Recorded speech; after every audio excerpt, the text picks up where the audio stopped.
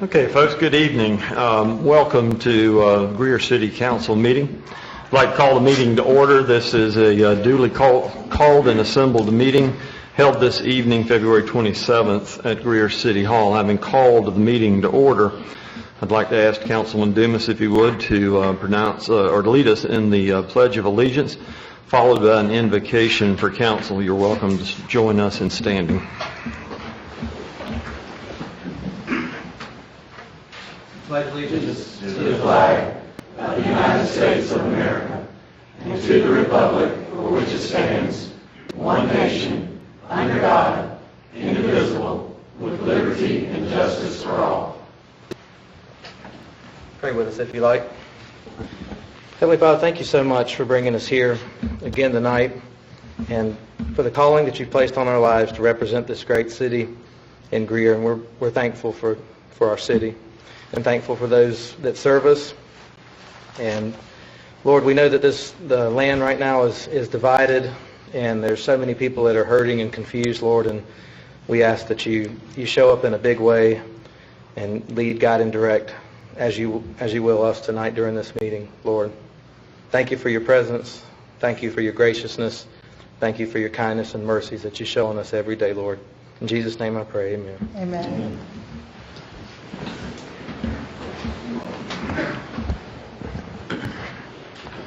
Ms. Adams, do we have anybody to appear in public forum this evening? No, sir.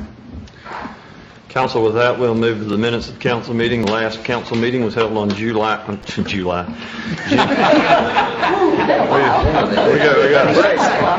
are going to have a long agenda.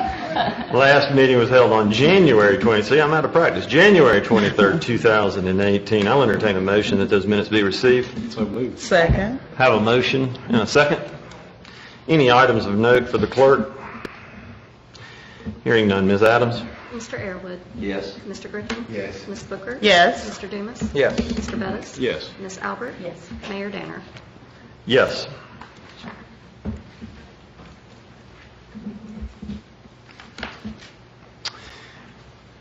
Folks, it's my honor to share in a special recognition this evening as council celebrates and the city celebrates Black History Essay Contest winners through Black History Month this month. And so I am going to ask Robbie Davis from our events department, who is events coordinator, to join me up front as we recognize some folks that have been named winners.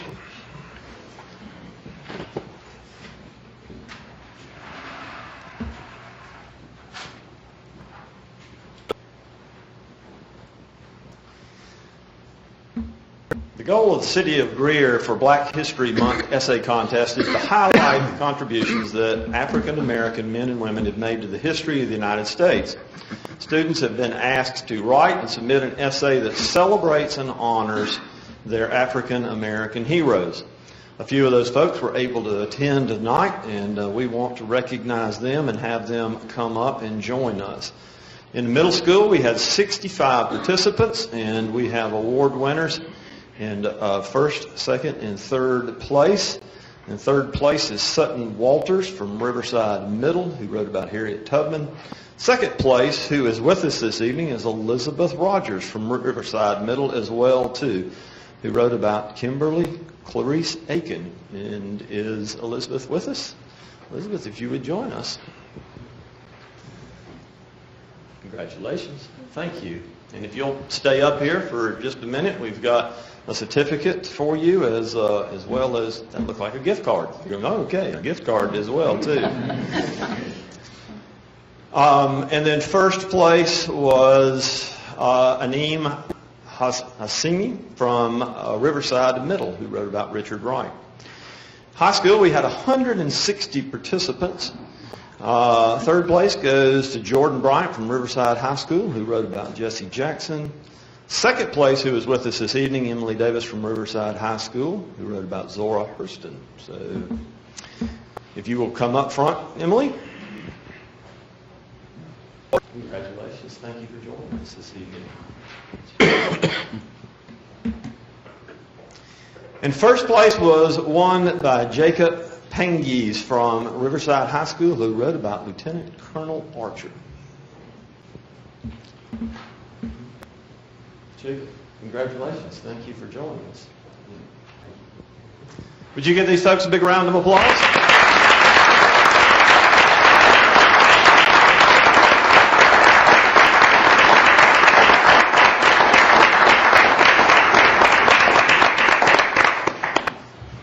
Thank you all.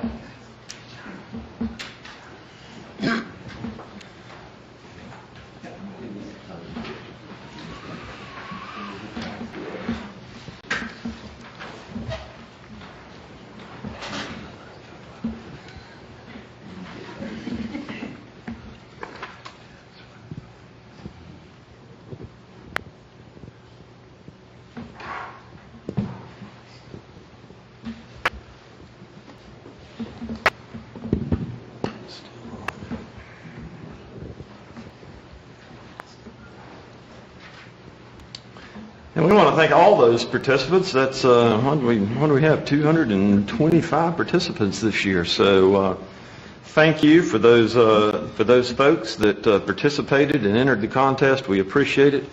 And congratulations again to our winners.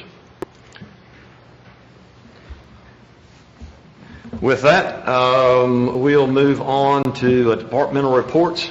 You've obviously got those contained in your packet. And as always, department heads and administrator will be more than happy to give you an update report in that regard, or if you have any questions. Financial report is presented by David Seifert. Thank you, Mayor and Council. Tonight we're pleased to bring to you the summary finance report for the period ended January 31st, 2018. Beginning with the general fund, we have revenue recorded of $12,400,000 with expenditures of $11,300,000. On the expenditure side, that is 11% under budget.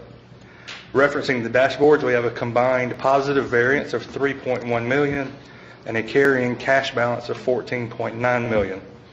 Moving to the hospitality fund, we have revenue recorded of $1.2 million with expenditures of $387,000.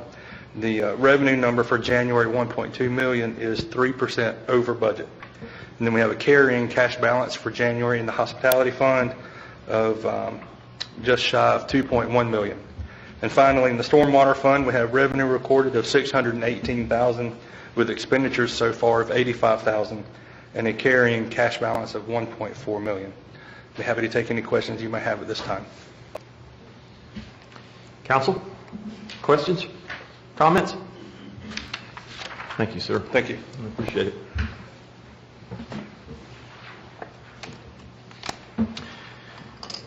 We have two presentations this evening. The first will be presented by Matt Hamby, our Chief of Police. This is the Police Department's annual presentation, and will be Chief Hamby's first time to present as Chief. Welcome, sir. Thank you, Mayor. Good evening, Mayor and Council. I appreciate the opportunity and the honor to present the 2017 annual report to you this evening. Before I go any further, I do wish to acknowledge some of our staff members that are here in attendance. Out of fear for leaving someone out, I'm not going to recite all their names, but if you could just briefly stand up, everybody, appreciate that. Thanks, appreciate it.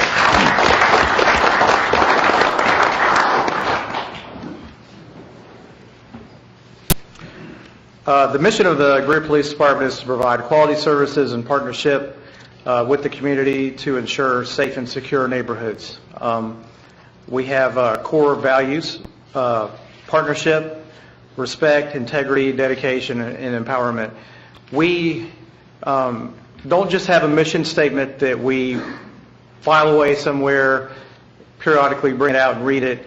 We actually review this on a regular basis. We have bi-monthly ComStat meetings, and that's the very first thing that we do is we go over the mission statement every single time we have that meeting. So this mission statement actually means something to us, and we try to live by this. 2017, to put it mildly, was definitely a year of transition. As you're aware very well of, that Chief Reynolds retired during 2017 after a 12-year honorable career that he had in law enforcement. But the 12 years he finished up with here in Greer really left our department in a good place for a transition that worked very smoothly. I will say, though, with the transition of not only the chief, we had a couple of other retirements. We had another command staff member who retired. And because of all that, we had a lot of opportunities for advancement for a lot of different people. We had a lot of promotional processes to work through, and I look at that as an opportunity. It's an opportunity for people to advance their career and for the department to advance forward, get some fresh ideas and fresh energy, and the transition has been, I would say, extremely smooth. And I credit a lot of that to not only Chief Reynolds for providing the environment for this to occur, but also I've got to just recognize our staff. They did a tremendous job of coming together. We had 12 people that went through a promotional process in 2017, probably tripling any other year that we've ever had in the past, at least the 25 years I've been around. So 2017, we spent a tremendous amount of energy and work with different people on the staff to make these promotions occur. The process themselves are very heavy on resources that are required to make it happen.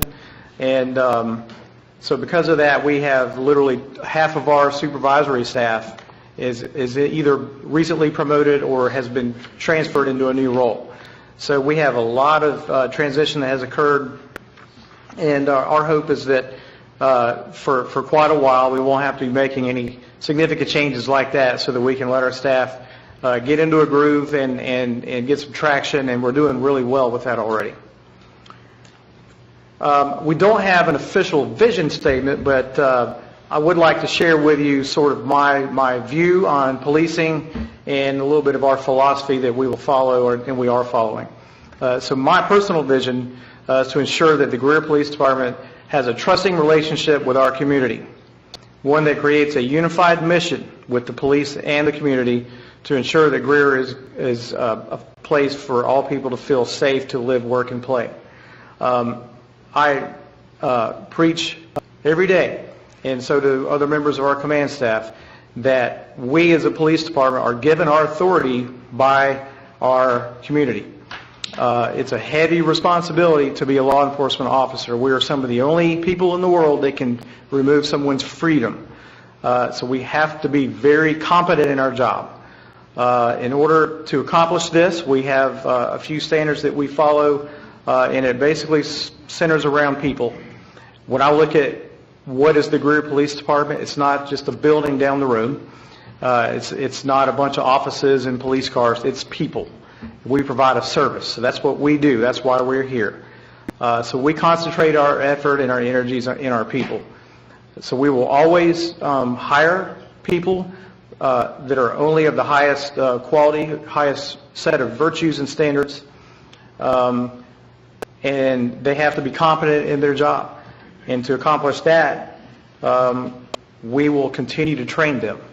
Not just training them on the beginning of their career by sending them to basic training and that type of thing, but we will constantly train them throughout their career so they can grow and get better at their jobs. Thirdly, they have to believe in the mission, and the way we accomplish that is we are heavy on the collaborative management style, and our intent is to involve staff in a lot of major changes or considerations that we have before us. We just had a supervisory retreat just a couple of weeks ago, and we brought in a group of about 25 of our supervisors, and we spent 2 days talking about these issues, and we tried to find ways to come together to identify what are some things we need to work on, what are we good at, what are we not as good at, and so we worked together to come up with a list of goals and things that we need to do. And those weren't Matt Hamby's ideas. Those were our ideas from our staff. So we've got a really comprehensive list, and we publicize that out to our staff, and we're going to be updating them throughout the year on how we are progressing in those goals. We're also involving staff members in different types of teams, and one of them is a media team. We're just putting that together. We've already got about a dozen volunteers from different parts of our police department. It's not just police officers, but we're including telecommunicators, detention officers, detectives, people from different areas, and we believe that'll help us compete on the recruiting trail. We especially need to concentrate on minority recruiting, which has been an issue for us lately, getting minorities to simply fill out the application. So we're going to spend a lot of energy on that. In the media team, we're going to be working with social media and the traditional media. We're going to work together with our public information officers, and we're going to try to make a more intended effort to publicize the good things about our police department and what our successes are. We'll provide our staff members with the best policies that are out there, studying the best practices in law enforcement, so that they'll have the confidence in the rules that they're expected to follow are the best out there. We believe that our people must be professional. We'll hold them to a very high standard. We have several processes in place that we can do checks on how they're doing, and we'll report back to them what our findings are. So the way that they carry themselves as a professional helps build that community trust and that community relationship that we're seeking. And lastly, we expect all of our people to respect the dignity of every single person they deal with, no matter what walk of life they're from or no matter what type of trouble they're in. So that's something that we will expect from our employees. I want to share with you just a few examples of how our staff is out in the community and working in partnership with the community to address some of the crime issues, but also just build the relationships which builds the trust that we're seeking. Just a quick little, this is a very brief overview of all the things we do throughout the year, but some of the more popular ones are in here. National Prescription Drug Take Back Day, we did 2 of those in 2017. We accumulated over 370 pounds of drugs, and these are primarily pills that we're taking back. So people aren't bringing in their marijuana or anything like that, right? So, in case you were wondering. We partnered with the Commission of Public Works to make that happen. They've been a great partner with this program. Other community involvement that we've been involved with, we speak to a lot of homeowners associations, and actually the level of policing that I prefer is the neighborhood level.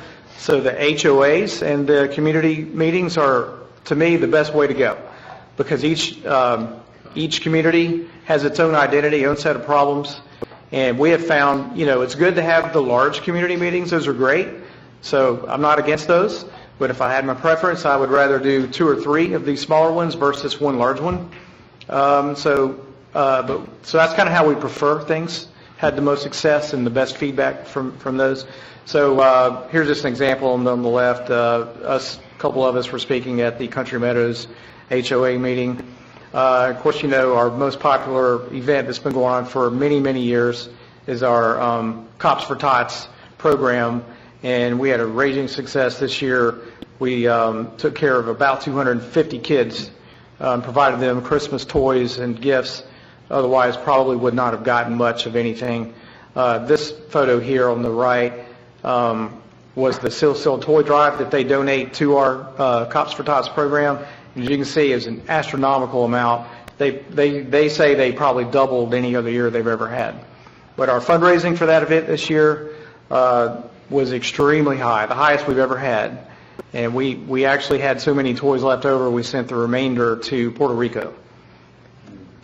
Working in partnership with some of our car dealerships. As you drive down Wade Hampton, you'll see car sales are a big business in Greer.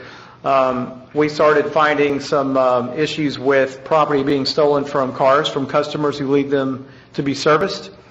We've even had a couple of weapons left in the car, some guns.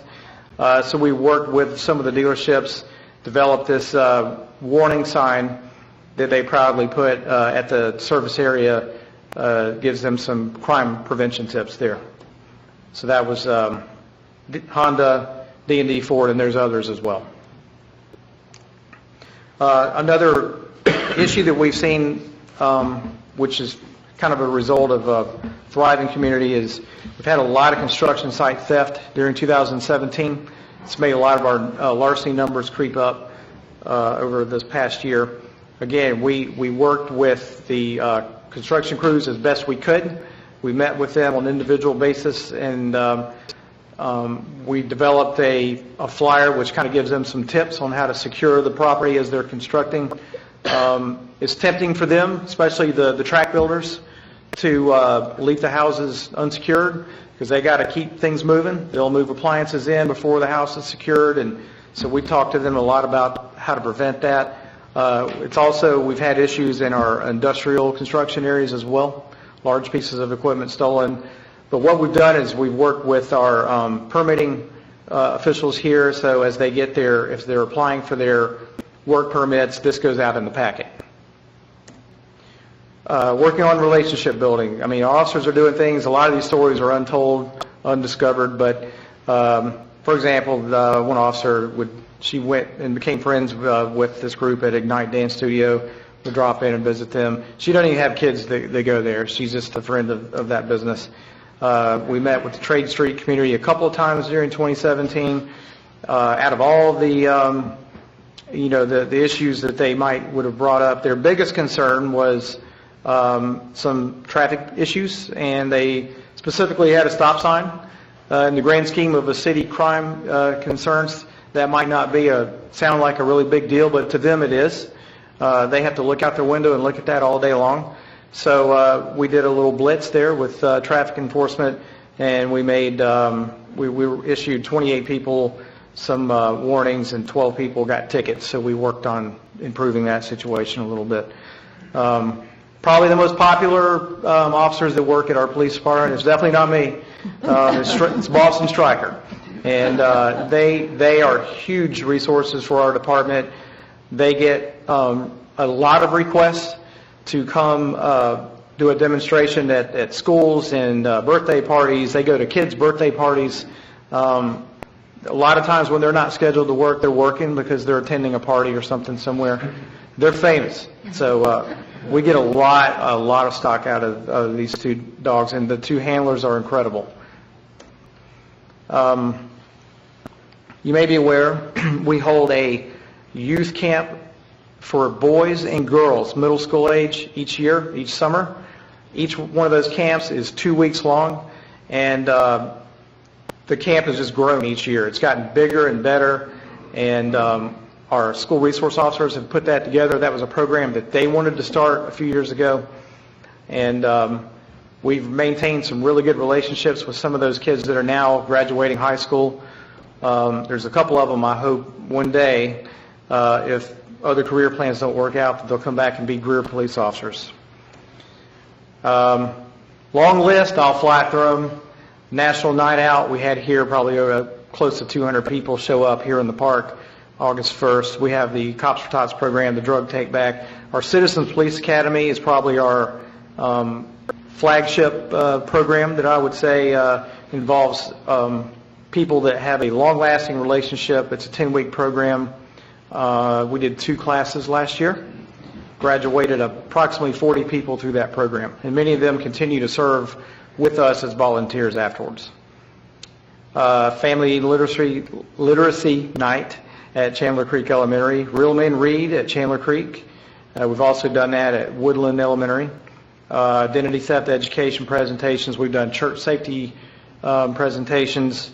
Touch truck events. We had 2 of those. Hispanic Heritage Festival.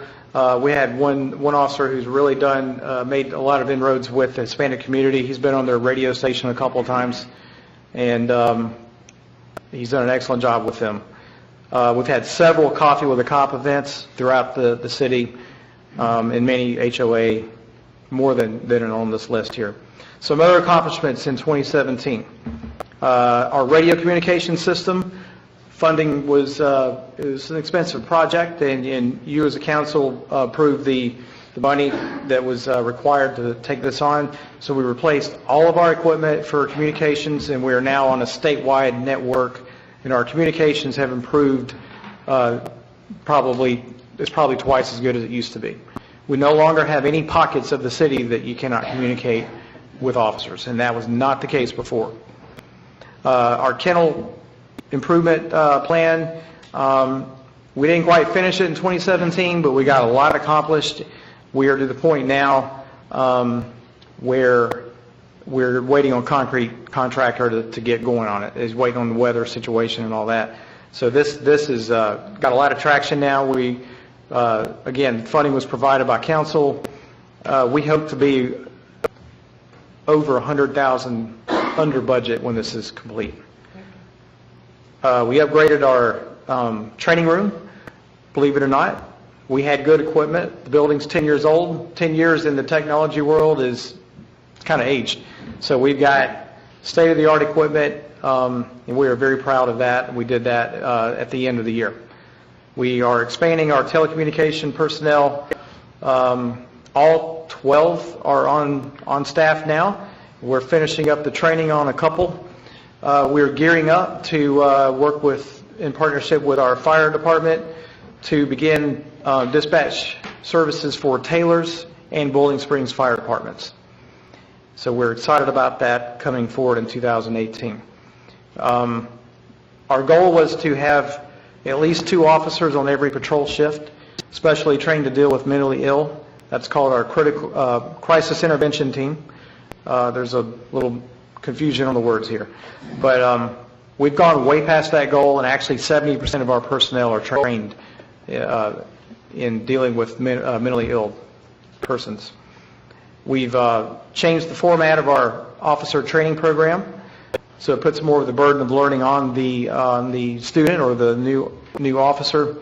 So that's been a raging success, and all of our personnel will be trained in this format in the future. We developed a career development plan, and again, this is the goal in mind here, is to make our people better, so that we will have people to replace people like me when my time comes to leave. That I hope your next police chief will come from within our ranks, and many of the other leaders as well. The only way to get there is we have to have a plan for these people. We got to be able to customize their training, get them where they need to be in their career. Body-worn cameras, we just made a major upgrade in our body-worn cameras. We've been on this, using this technology since 2014. We are now in our 3rd generation of the technology. So this latest purchase that we've made has allowed our patrol officers to spend more time on the road and less time in the office dealing with maintenance issues with their cameras and the uploading and the battery charging and all that. And then, again, the promotions. We spent a lot of time and energy on promoting 12 people. Crime, it's kind of what we do. After several years of reductions, something happened. I was kind of worried eventually what happened, and our property crime did go up significantly in 2017. Our crimes against persons, or in other words, our violent crime, has remained pretty steady over the last 5 years. Don't really have any alarm or any concern there, but we have analyzed our property crime, and the causes are primarily shoplifting arrests have doubled. They literally doubled. And the other issue that caused our property crime to increase is construction theft. So we have identified the issues, and we're working to help resolve those in 2018.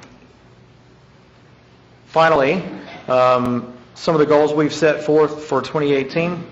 I spoke to you about the recruiting team, and we decided at our staff retreat that one of the things we need to work on is being better prepared for emergencies on a large scale. If you notice, we've got a lot of trains that come through Greer, and with the concern that the public has on school safety issues, we're going to actually put a team together that will address this on a larger scale within our own department. We need to be better equipped and better trained on how to deal with that. This is something that's pretty common with a lot of law enforcement.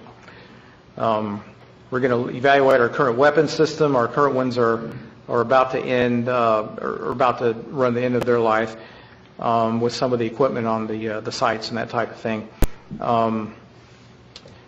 Possible looking into digital record storage systems. We're literally drowning in papers over there. We're going to look at work schedules and just kind of do an evaluation of where we're at, and if we need to make any changes. Again, we're going to involve a team of volunteers throughout the department to work on that study. Because of the shoplifting increases, we're going to work with our loss prevention personnel that work in our retail areas. Retail sales are high in Greer. I think we keep breaking records every year. The unfortunate thing is some people pay for their stuff and some people don't pay for it. So we're going to work with our loss prevention personnel. As we know, we have some more significant businesses coming in, Ross, Ulta, those might be only adding to the numbers. And we hope that if we do some information sharing with the group, that we'll maybe be able to curb some of this in the future. Again, the media team I spoke to you about earlier, and we're later in the year of 2018, we're going to be working on developing a strategic plan for our department.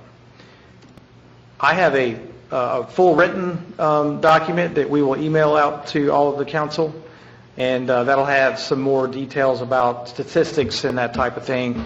Of course, as always, if I can ever provide any specific requests, I will get you the best answer I can, individually or as a group. I would love to answer any questions you have. Thank you, Chief. Council, questions, comments? Chief, are you familiar with the term with a railroad intersection, a no-blow intersection?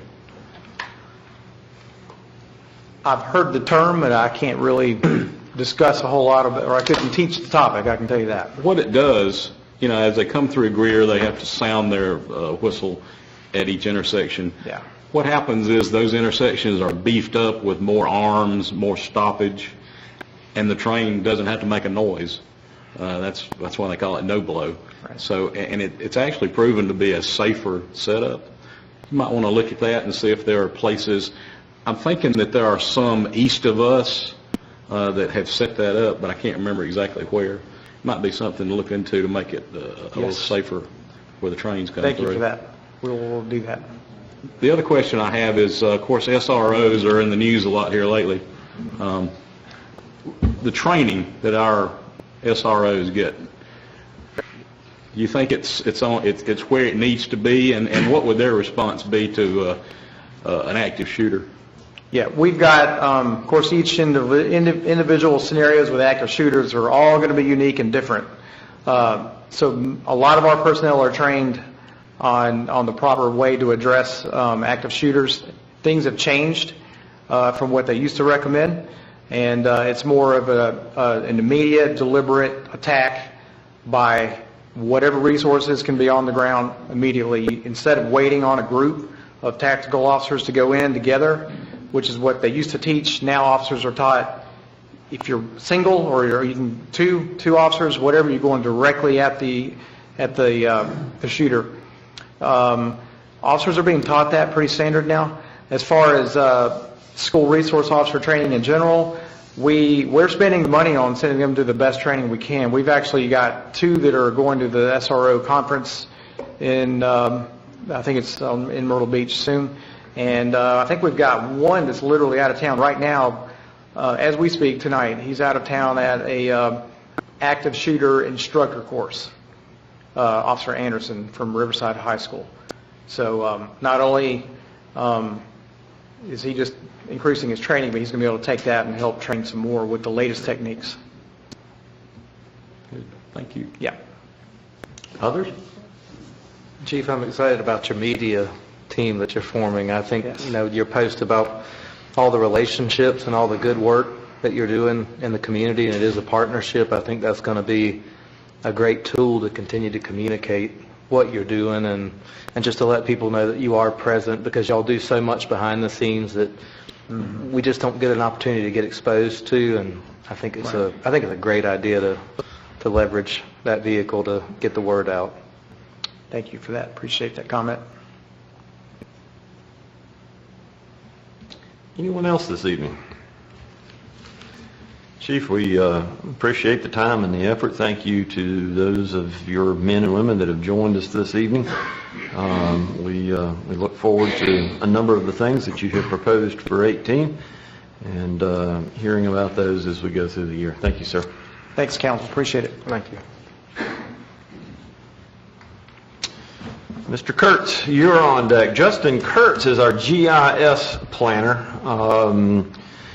Justin wears a lot of hats downstairs, but his primary responsibility is in the GIS area, and does an incredible job of working along with other agencies to keep our GIS system up to date and overlaying it continuously with more information, and has some information on our new updated GIS system. So a little shock and awe possibly from Mr. Kurtz. Thank you, Mr. Mayor and Council, for allowing me to take a few minutes here to give you a brief overview of the layout update that I released a couple of weeks ago. Obviously, there is no issue that is more important to the survival of this city than the so I know that you've been waiting with bated breath for this, so I am pleased to announce that I'm here to deliver on that today. So, this is actually the third major layout that we've had since going live with our online GIS services back in 2012, around in there. I'm going to go through those tonight. This new layout update is primarily concerned with improving user experience, particularly on our mobile platforms. It's important to note that the underlying data structure, none of that's all the same. None of that has changed. This is purely about just making the user interface a little bit easier to use, more streamlined, modernizing it with some of the new releases that have come out. So I'll start with just a quick look back of the first two layouts, just to see kind of how we've progressed over the years. I'll give some quick statistics so you can see kind of which maps have been viewed and how many times, and then we'll dive into the new layout. So how we got here, these are the previous two layouts. The one on the left was the first one that we went live with. You might not even remember it because it was only out for about a year. This was the first one that we released back in 2012, and it was programmed in a language called Adobe Flex. One of the main benefits of this is that when we first went live, this particular application had been in the works for several years. So it was fully featured when we first went live with it. There was full tool support. You could search, you could look up attributes, you could do all sorts of really kind of complex GIS applications in the map. However, one of the major downsides was that because it was programmed in Adobe Flex, and not to get into too much technical babble, basically it wasn't compatible with Apple. So you couldn't use it on an iPhone, you couldn't use it on a Mac. It was only desktop only, and it was only going to work with Windows. So after about a year or so, I got an email. It was kind of a blessing in disguise from Esri, the company that services our GIS. And they said that they're stopping support for the Flex viewer, and that they were basically forcing everybody to move into what's known as the JavaScript version of their online GIS services, and that's the image on the right, and that has been the layout over the past about 3.5 years, and that just changed about 2 weeks ago. So that one, if you used it any time recently over the past couple of years, that should look fairly familiar. One of the biggest benefits of this is that out of the box, it came with what's known as a web app builder, which allows me to make a good-looking GIS application without knowing how to code. Because technically, this JavaScript API is more or less a code base that you would have to go in and write from scratch a GIS viewer. The only problem was, at the time, I didn't know anything about coding. I didn't know JavaScript. So they kind of released this web app builder for people like me, so you could put a good-looking application out there with only a limited amount of knowledge in coding. While it made it easier, some of the drawbacks are out of the box. Some of the features that came with it just aren't very good, and you can't really customize it without knowing how to code. So I basically sat down and learned how to code over the past couple of years, and with the new one, I was able to build it from scratch. So this one isn't using the out-of-the-box layout that comes with it. I actually sat down and coded it, so I was able to fix some of the nagging issues with user experience, and we'll compare that once I actually pull up the map. So some brief statistics. These are our most top 3 viewed as of about 3 hours ago or so when I updated this. As you can see, our most viewed one at a little over 25,000 views is just our main master GIS application. That's where all of our GIS layers are located at. The vast majority of the time, if people are using GIS, they're just going to pull it up on there. Our second most used is the National Register of Historic Places map. This is embedded on the History of Greer webpage on our website. It just gives an overview mostly of Trade Street and a few of the properties. Any of the properties that are on the National Register, they're on this map. It gives a brief history and gives, the year that it was built and that sort of thing. And our third most viewed, with about 6,000, is the map tour that I made of all of our parks and rec facilities that I got with Ann a few years ago. I guess to begin with, they basically just had a list of the different facilities on the website, and she wanted something that was a little bit more interactive, so I did that. And some more just kind of more targeted maps that we have out there. Some of the various departments have requested more specific maps, so you don't just have to go to the master one if you just want zoning, if you just want police response areas, if you want to look up your city council representative. We have targeted maps, and I'm not going to go through every single one. As you can see, other than our top three, mainly about 2,000 to 4,000 views apiece. Overall, I'm pleased with the amount of hits that we've gotten. One of the challenges is that because we are split between two counties, both of those counties had GIS departments, and they existed long before the GIS department here at Greer. So we're kind of competing with people who would normally go to the county to get the GIS information. Obviously, we'd rather them to come here because my data is going to be more up to date than what the county gets. I exchange information with them, but it's usually only a couple of times a year. So overall, considering that there are still a lot of people that would go to the county, we're definitely seeing a lot of usage on our internal maps. Some of the just brief highlights of the new layout, and I'll dive deeper into this once we pull up the actual live view. Again, as I stressed earlier, this is mainly for mobile compatibility and usability, specifically for the main task that most people are using a GIS for, and that's the identify task. When you click on something, you want to know the underlying attributes. It's just, with the old version that we just came from, it just wasn't very good, and I was able to fix some of those issues. Another thing that I've had from some of our building officials have wanted, and a few other people from the public, is that when you're viewing it on a phone, they would like to be able to move which way north is, so you can spin it around a full 360 degrees. This helps if you're out there, if you're facing a direction that isn't north and you want the top of your phone to be in the same direction that, you can now rotate the view to where it's actually oriented to the direction that you're looking. It just makes it a little bit easier to read. And again, just fewer mouse clicks to access common tasks, and just the cleaner map view that's sleeker and more modern. And going forward, right now, there are a couple of things that are missing from the new one, the new layout. Esri is kind of releasing the underlying technology in phases. So right now there are a couple of tools that I'd like to have on there that were on the previous one that currently aren't on there.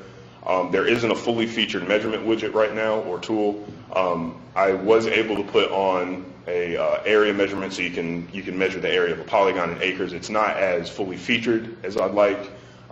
According to the release notes, they're hoping to have that out by this summer, so this is more of a temporary solution. So you still have some of the same functionality, and then as Esri releases the new updated versions going forward, I can add those in there. And also, another big thing that we're doing outside of just the online GIS world is that we are starting to integrate with some of the new software packages that we've purchased for either citywide or for the departments, namely Trackit, which is going to be used for many of our departments. That has a GIS integration that we will be integrating that in with my database. And then the Parks and Rec department and Civic Rec, I got with their IT guy a few weeks ago to connect it into our database. So when I add in new addresses every month as we get in new buildings, it should dynamically update their, software over there. So it'll always have the most current, up-to-date addresses. Whereas before, it was getting behind as new addresses coming in, they weren't being notified, so it was kind of causing a disruption in their day-to-day workflow. As far as my slideshow, that's all that I have, because the main part is I just wanted to go over the layout. Do you have any other questions before we go into the layout? Council? Okay. All right. All right, so this is the new layout. So what I'll do is I'll just kind of go over just what the buttons do really quick. It's the same, much of the same functionality as before, and then I'll kind of go back and forth between the old layout that I have pulled up here so you can see the improvements of the new layout. So just starting in the upper left, just like before, you have your zoom in, zoom out button, pretty standard, and obviously you can do that with your center mouse wheel as well if you're on desktop. If you're on mobile, you can just pinch it just like Google Maps or anything like that. It'll zoom in and zoom out. You have your home button here, so as you zoom in wherever, if you want to reset to the default view, you can hit that. These two buttons here are more mobile specific. This right here is, as long as you have a secure connection, you can have it track your location. So if I turn that on, it'll probably zap this right to, yeah, more or less at City Hall. This is really good for when you're on mobile. A lot of people, if they want to know, if they're looking at a piece of property and they want to know if it's in the city, I get this call a lot. Having the ability to use the GPS in the phone to target exactly where you're at so you can know, is where I'm at, is it in the city or is it in the county? Obviously, it doesn't really have as much use on desktop. And this right here is similar to the home button. If I were on mobile and I spun it all the way around, like I was talking about earlier, it has full 360 degrees. If you click this, it'll reset true north to being the top of your phone. So again, on desktop, since I can't rotate this map view around, that's not going to do anything. This is specifically for mobile. And then down here you have the similar tools of basically any standard GIS. So you have your layer list, where this time, unlike before, it's reduced it by a click. So before, when you would open it up, this would all be like just one, then you have to click this to open, then you have to click another menu to open, and it just is streamlined it a little bit. You have your base map gallery, so if you want to turn on your aerial photography, that's all here, and you have several different options. Some of them have labels on there, so for example, this imagery has the county line drawn on there. You can go back to the default topographic view. You have your legend here, so as you turn on layers, so if I turn on the zoning map, this will tell you what everything is. So here is your zoning map, and then it'll tell you what the colors are. And of course, you can always click on it and get the zoning up there, and I'll get into that in a second. Here you have your print view, so you can make, so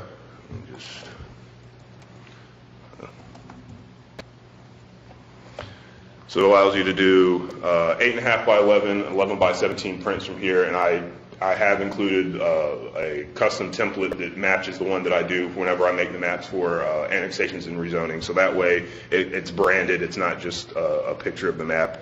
And it'll usually takes a few seconds. If it doesn't come up in just a second, we'll just move on. It's not very important.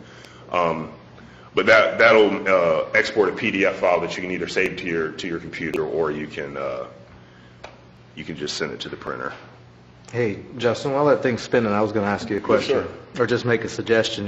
We were talking about, the chief was talking about the media team earlier and kind of talking about some of the things that they're doing, and you're talking about, there's some tools here that are really technical, but they're really neat and user-friendly, but it's going to be tough to kind of unpack that for people that, don't use this type of technology, and so, it might be of benefit to us to have some type of, I don't know if it's like a small little short YouTube video to kind of speak to each one of the different features on the map, if they have like specific questions or ways they want to use the application, because I love that True North feature that you have. I love that home button. There's so many cool little things that you have, and even the ability to export and even print that map is really cool, but it's for people that aren't as technically savvy as you, it'd be kind of hard for a first-time user to get in there and not get frustrated and move back to Greenville County or Spartanburg County, even though our map might be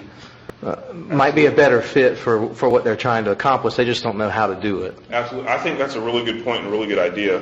And I'm actually glad that you brought that up, because one of the main pieces of feedback that I've gotten from the public is that, I won't name any names, but there are some jurisdictions out there where their GIS is technically much more powerful than what I have out there, They have tons of just really advanced tools and all that stuff on there.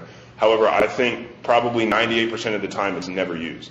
I mean, most people want to do three things. They want to know, is it in the city or is it in the county? They want to know the zoning, and they might want to know the owner. That's 98% of what the calls that I do. So I find that those advanced tools a lot of times are more of a hindrance, and they make it harder to use. So a lot of times I get calls from contractors and realtors that say that they prefer ours, that even though it doesn't have those tools, it's so much easier to figure out what they're doing because they're not going through endless menus trying to figure out what these different tools do when at the end of the day they just want to click on something and say what was it zoned.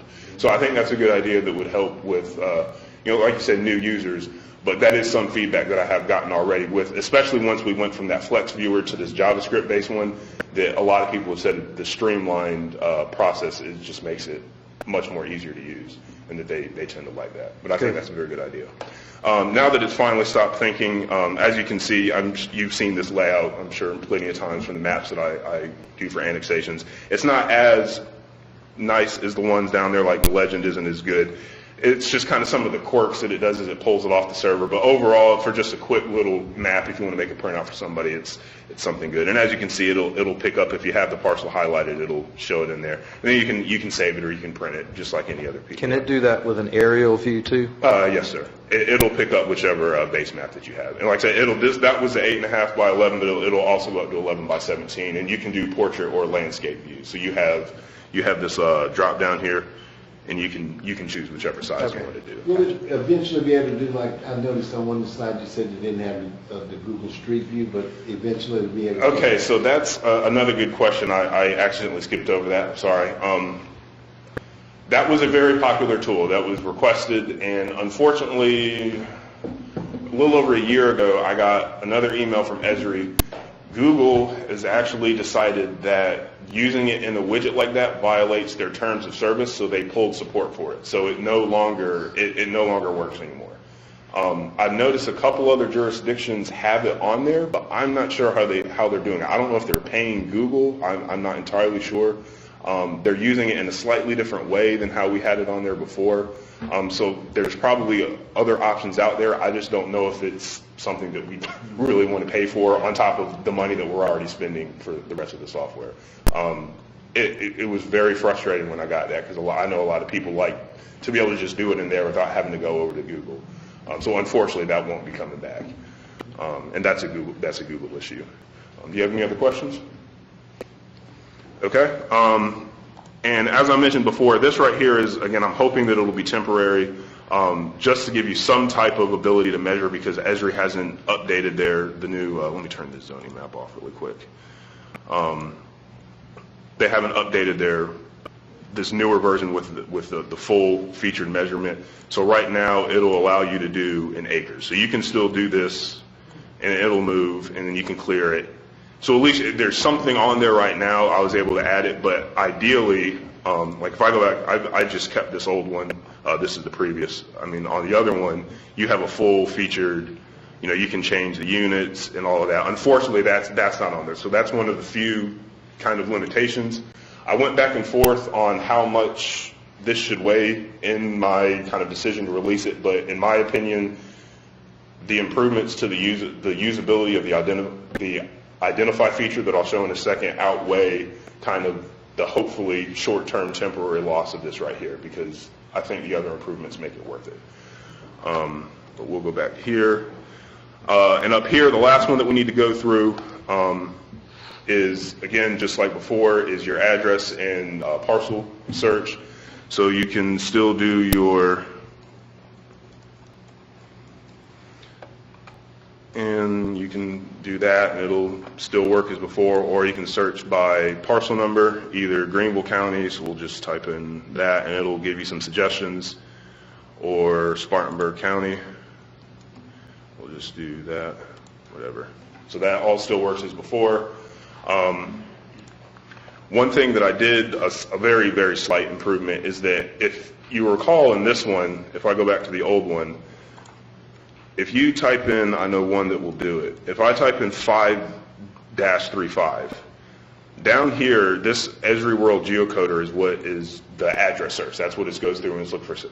for addresses. As you'll see, it ends in a POL. Sometimes people would say, well, I searched the parcel number and I hit enter, and then when I hit enter, everything's in a different language. Why is that? Well, that's because that address was searching the entire world, and it happened to find an address in the middle of Poland that has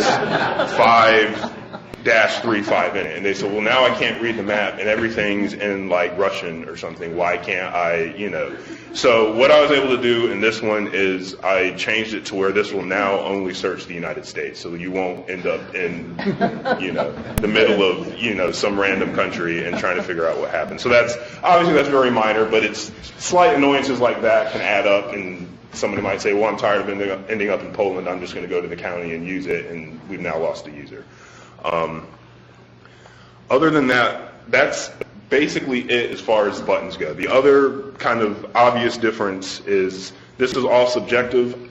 This is all out of the box, so it's very limited in what I could customize without knowing code. I've never been a fan of the blue bars, and it's just very busy, and especially on mobile, and we'll get into that in a second. This right here is so much cleaner. You don't have a lot of wasted space that's just covered in basically nothing. If I change this, we'll just do that now. Let me change this to a mobile view. Okay, this is the equivalent of an iPhone 7 screen. So if I change that for both of these, obviously on this screen it's huge, but in your hand, an iPhone 7 is a tiny little screen.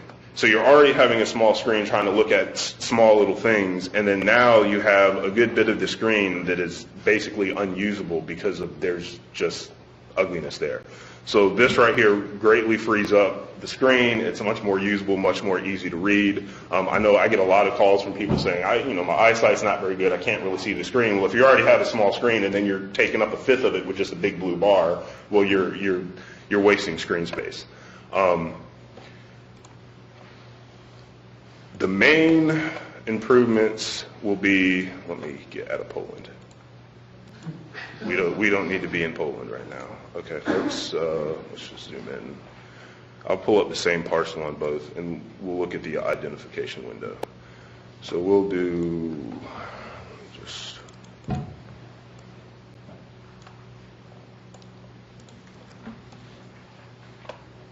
Okay, go away, go away. Okay, so if we go back to the old layout, one of the biggest quirks about their out-of-the-box version is if I click on this, it'll highlight the thing, but now half of the highlighted parcel is completely covered by the identification window. And there's been meetings that we've been in where people are saying, hey, Justin, can you highlight that parcel for me? And I'll click on it, and then it pops up, and it's, well, that doesn't do me any good. And then it's like, okay, well, if I get rid of that, well, then now it's not highlighted. And then you see this button up here, you think, well, maybe this right here will make it better because this is basically useless if I'm trying to see what it looks like. And then you see it, well, then now it blocks the whole map. So, well, that's even, so your only two options are semi-useless and useless. And the thing is, this is the main thing that people want to do when they go on here. They want to click on something, they want to see what they're looking at, and they want to get information. So if you compare that to the new site, let me clear, I still have this going. Go away. Okay. So on this one, it's now docked off to the right. It's the same information, but now the map is now movable, zoomable. You can do whatever you want with it. So you can now reposition it to where it's not completely blocked by this. And you no longer have the stupid button that takes up the whole screen. Zoom to. All of this works the same as before, so if you're on the Greenville County side, thankfully how they have their website set up, if you want to go to their tax information through the county, I have that dynamically linked, so you can just go straight in. All this is public information, so we're not, doing anything crazy. But you can't do that on the Spartanburg County side because the county's website is set up a little bit different to where I can't dynamically link to it, but at least in Greenville County you can do that, and you still have your links to the, if you need to search for a deed or a plat or anything like that. This is also looks and works a lot better on mobile, so if I switch this back to the mobile view on this, let's zoom out, and do the same over here. Okay. So on here, so again, this is, not only is the screen now equivalent to an iPhone 7, but even the way that you interact with it. So now as you can see that this looks different than it did before, is because this is what it would look like on mobile. But when you open it, again, it blocks the whole screen with, I mean, it's completely just stupid. Whereas here, it now will dock at the bottom. And it's scrollable, and you can also reduce it to where it'll still be up, it'll still, as you switch between them, this will still update down there. So now this is the new parcel that I clicked on. But again, you can still move it around, reposition it, and it's much smoother and just works a lot better than the previous one.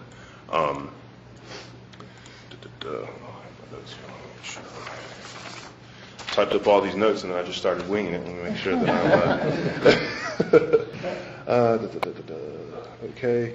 And obviously, all of this on mobile works the same, except you would just be using your finger. So you can still, you can still measure on here. You would just get your finger, you just hold it down and drag, and you can measure as much as you want all night long. Yay.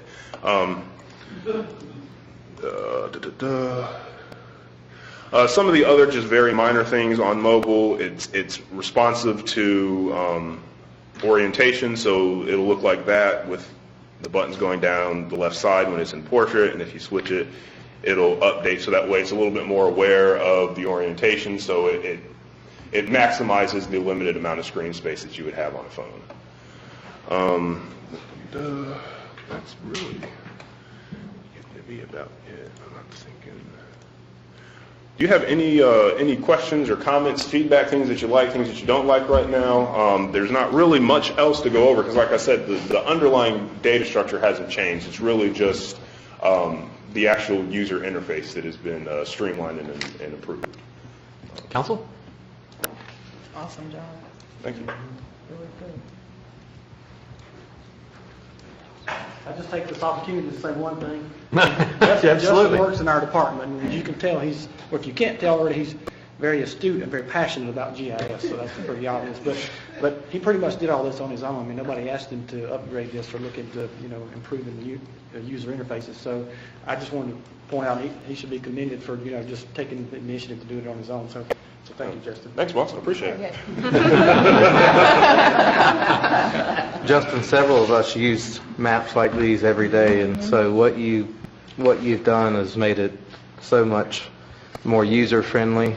And I mean, I love, like you said, what was the term you said, Semi-useless and useless. That's yeah, really semi-useless. I like that. And you're right. I mean, it is so annoying when you're trying to grab that information and it's covered up over the top of the parcel. Why they did that. And so the way you did that, having that on the bottom and having it to where you can move, and then also having the ability to link back to the county site if you need tax information or if you want to access their GIS information or whatever it happens to be. I think that's really smart the way you did that, and we're real appreciative. And I'll be real interested to see what your data looks like, to see how people are engaging with this and using it. And I think you're going to get real good feedback, again, if they can figure out, number one, that it's available, and then number two, how to use it. And then once people make that leap, I think they're going to be real comfortable and like the features that you've created.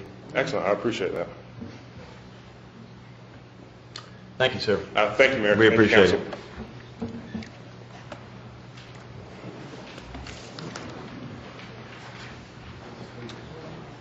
I will echo Mr. Grant's comments, as you have seen tonight from two different departments. Their care, concern, and enthusiasm about what is going on in their departments, and I think that's reflective of all our employees and the various different departments.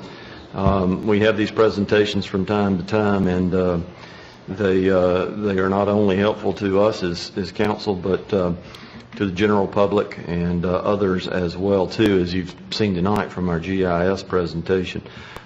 Even for those of us that don't use that system with regularity, it's still astounding to us what is available for those that are engaged in either needing that for part of their everyday tasks, or for those such as myself that only occasionally need some information. So thank you to those folks, to all our folks who help make this city better in so many different ways. And certainly wouldn't want to forget the administrator in that regard, and so we will ask for his report this evening. Mr. Riggers? Well, I won't use the PowerPoint tonight.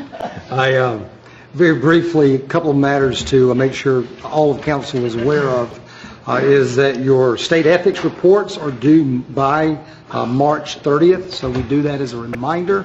We will be sending some additional information to you on that.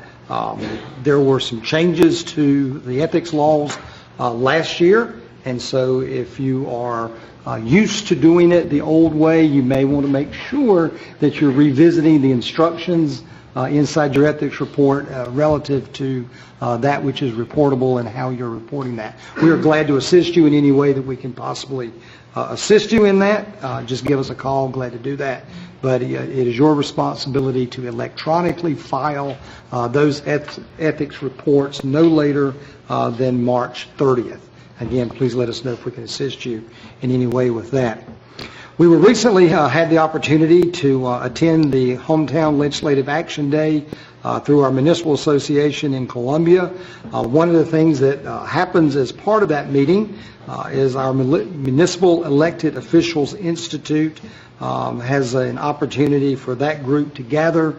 As many of you are aware, there is now an Advanced Institute that also is part of that program. We were recognized during that meeting that there are only 8 municipalities in the entire state of South Carolina that 100% of its members are graduates of the Municipal Elected Officials Institute, and the city of Greer is one of those 8. That is indeed a great achievement on our part. 100%, all 7 of you are graduates of that program. As we've begun the Advanced Institute program, we have 2 members of our council that previously graduated that program, Mayor Rick Danner and also Councilmember Judy Albert, recently completed that Advanced Institute program. And while we were in Columbia, we had 3 members of our council that were our most recent graduates of that program. Certainly wanted to recognize council members Raleigh Bettis, Kimberly Booker, and Lee Dumas, who are now members of the Advanced Institute graduate list as well. So very proud of all of our elected officials. We appreciate your efforts for continuing education. I know that that you do that regularly and you take that very seriously, and we look forward to being recognized as one of the few municipalities that all members of our elected body not only are members of the Elected Institute, but also the Advanced Elected Institute as well. Appreciate your efforts in that area.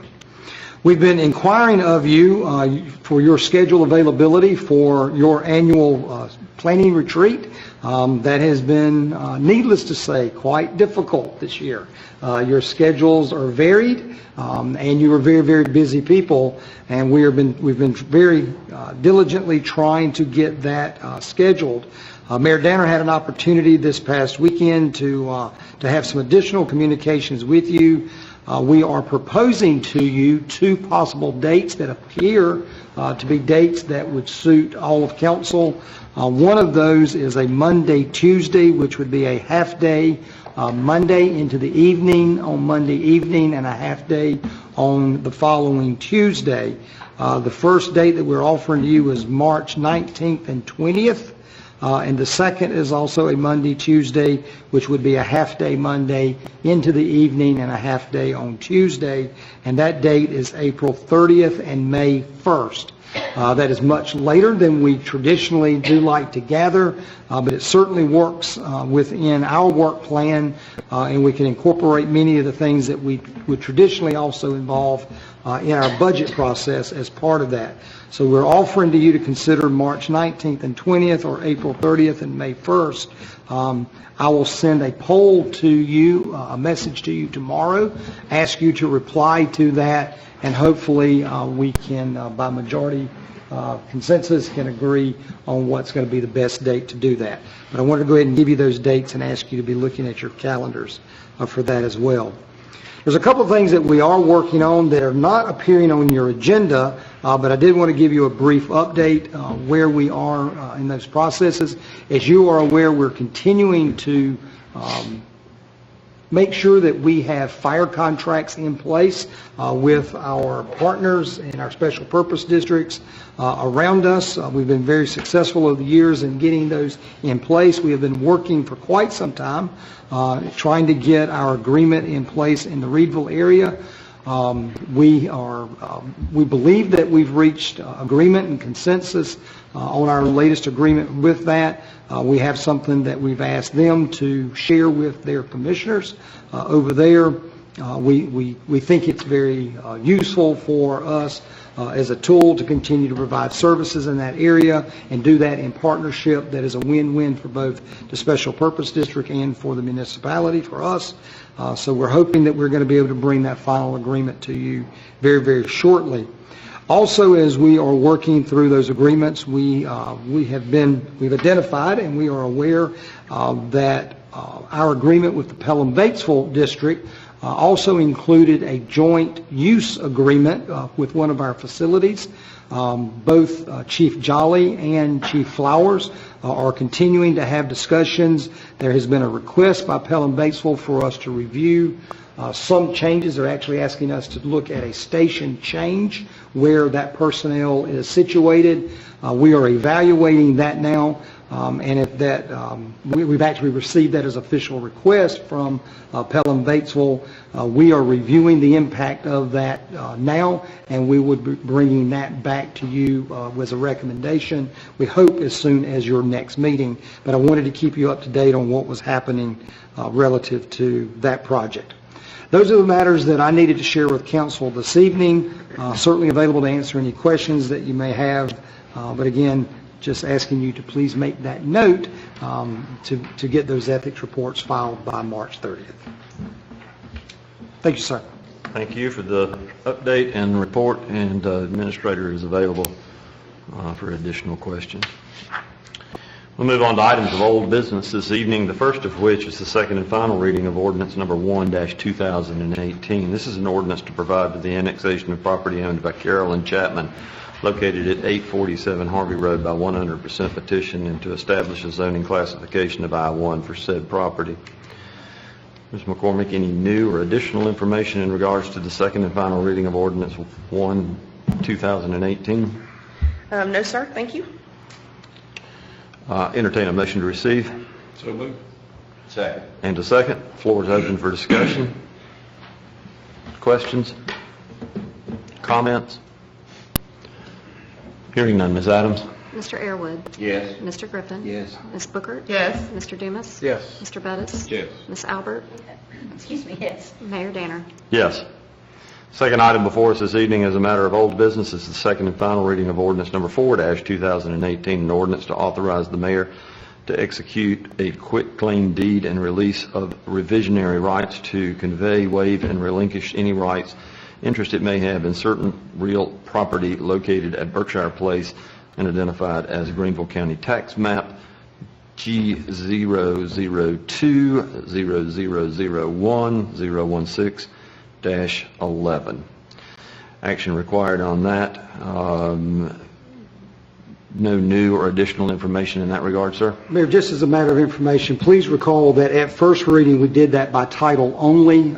At this reading, we do have the full ordinance and title and the ordinance contained within your package. There were some minor changes relative to the title of that, but nothing that changed that, mainly identifying that that would be executed by the mayor, originally indicating by the mayor of the city administrator, the title indicating mayor only.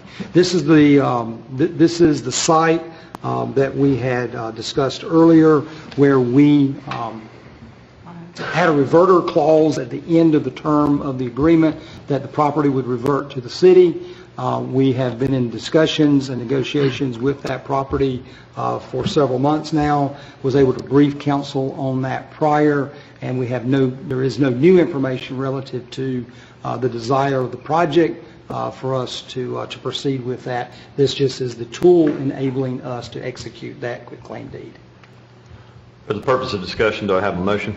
So moved. Second. And a second. Floor is open for discussion or questions. Comments? Hearing none, Ms. Adams? Mr. Airwood? Yes. Mr. Griffin? Yes. Ms. Booker? Yes. Mr. Dumas? Yes. Mr. Bettis? Yes.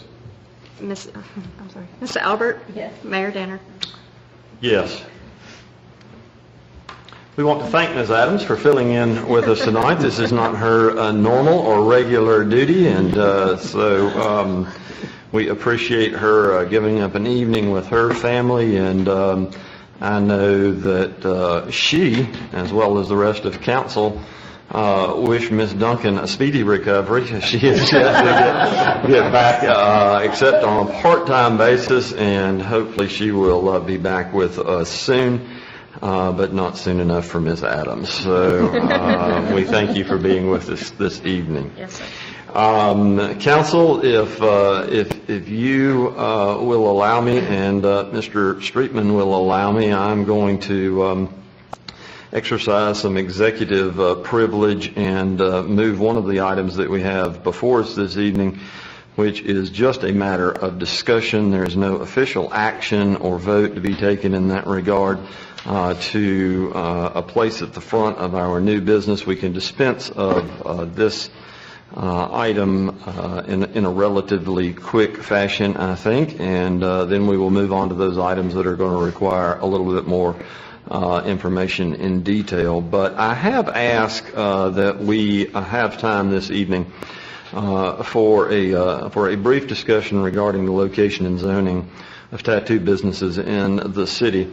As you are aware, Council, we had a request from a business to have us consider the regulations primarily in regards to location and zoning of businesses that are related to the tattoo industry, and we're given some information in regards to what I thought were appropriate updates to that industry as it continues to change and evolve and to even slip across the lines into the medical industry. And so with that, I felt it might be appropriate for us to get some information from both our planning administrator and possibly city administrator as to background, maybe on why our zoning regulations exist as they do,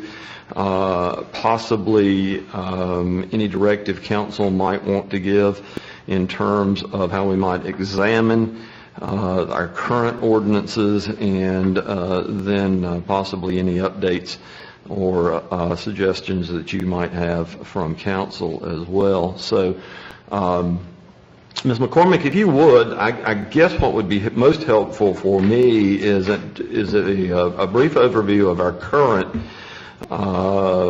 ordinance and how that relates to zoning, and possibly any background or history that you might give us that is either specific to our city or to zoning in general in that regard.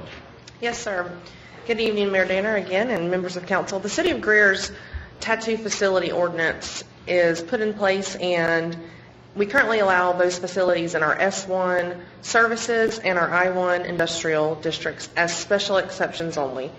Therefore, if one of those uses or businesses is proposed to go into the city, they do need to find property in S1 or I1 or have a property rezoned to one of those districts, and then also apply for a special exception with our Board of Zoning Appeals. The requirements under that special exception include locating those businesses 1,000 feet from churches, schools, playgrounds, recreation facilities, residentially zoned lots, public parks, daycares, or establishments that serve alcohol.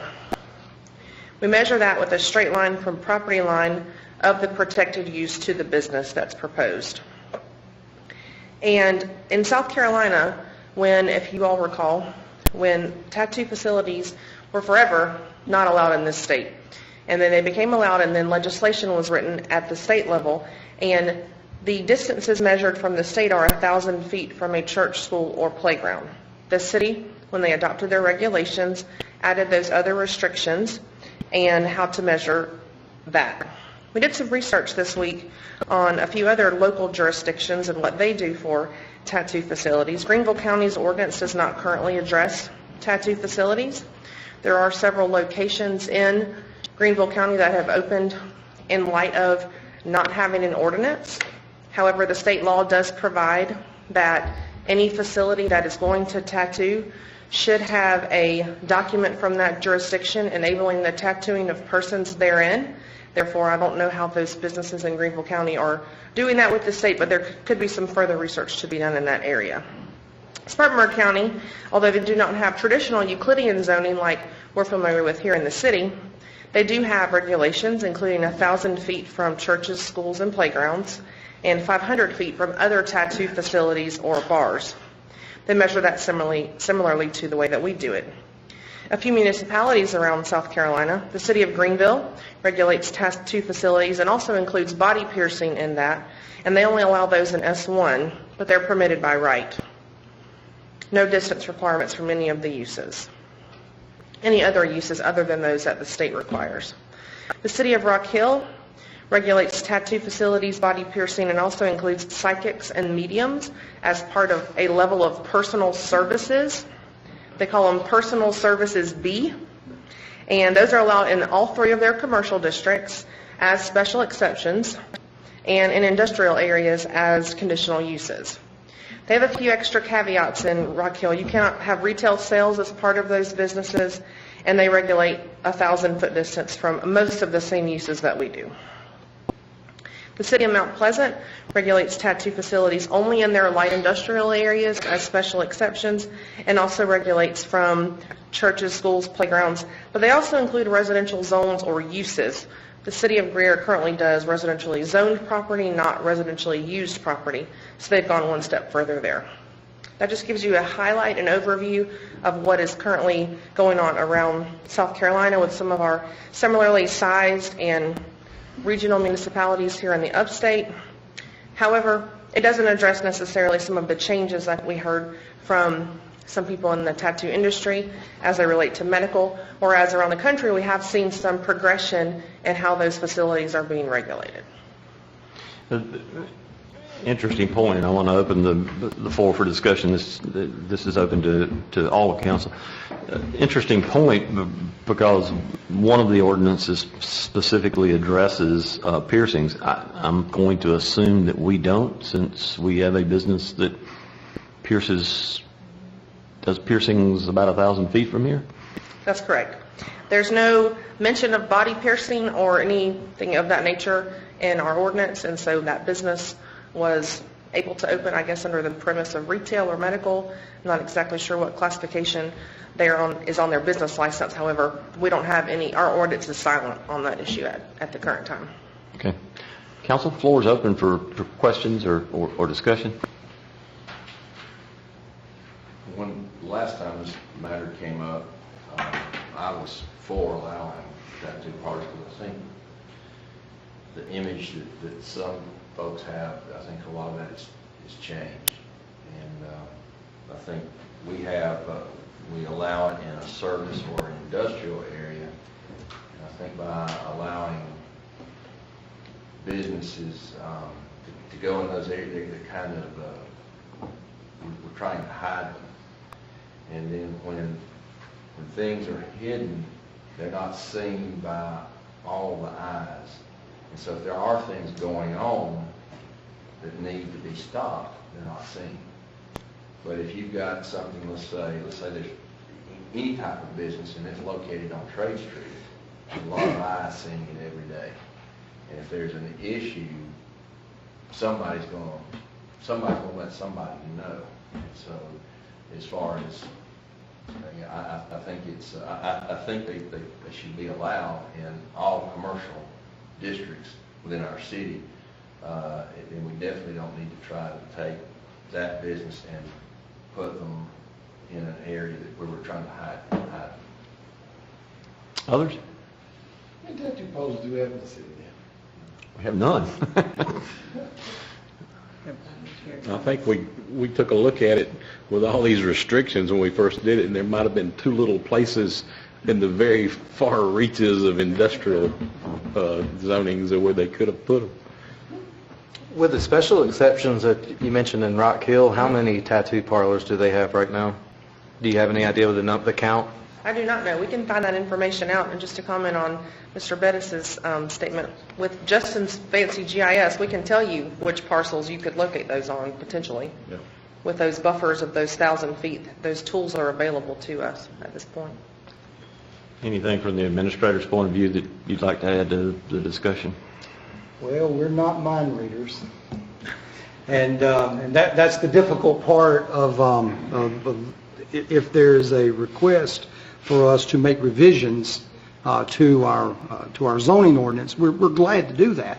But I do know in offline conversations that there are different opinions of whether it should be allowed in C1, C2, C3. Others' opinion is maybe C2 or C3, but not C1, possibly C2 or C3, allowed uses, but C1 by special exception. And so there's any multitude of variety of how we could craft that type of language. We certainly could look at another community that if there's members of council to say, I'm familiar with this community and I think it works well there, let's look at what they have and see if that applies to us. Certainly one of the things that we can do is we could, from our planning staff perspective, we could write revisions to our ordinance and you then have the opportunity to accept or reject or amend. And if we were to come back and say that it's allowed in a certain zone under certain conditions, and you believe that that needs to be amended, then through discussion of council and the process of voting amendments to that ordinance, we would ultimately craft what you're looking for. To the mayor's credit, what he came back and said to me was, before I asked staff to spend, a considerable amount of time, because it'll take some time on an ordinance like this, before we ask staff to use those resources, let's find out from council if there's interest in doing that. Because if there isn't interest, then we don't want to allocate the resources to do that. But if indeed there is interest, we're glad to do that. And we will bring back a recommendation, or council give us direction in what you're looking for, and we would incorporate that into the language we would bring back. And that was my intent this evening. I had talked individually with some of you about this issue, and I think there is enough, what I judge to be enough interest, that this is an item that we may want to consider in terms of how we might either amend or reshape our ordinance. It does seem to me, to Mr. Airwood's point, that there are some portions of that are a bit archaic and could use some tweaking or adjusting. And so I might suggest that if it is of interest to council to further this discussion at some point in time, that we might add it to our planning retreat or some other occasion that we will gather to talk about items. Would that be agreeable with council? Yes. All right. Well, we'll move forward in that regard then. So, in the meantime, Ms. McCormick, you may want to do a little bit more research. We'll open that up to council as well to see if they might have any ideas, and we'll see if we can shape something that would be agreeable to council in the future. Thank you. Thank you. We appreciate it. And thank you all for attending this evening. We'll continue to work on this, okay? Thank you. I saw some nodding of the heads as we talked, so I think folks are on board. So bear with us as we work through this.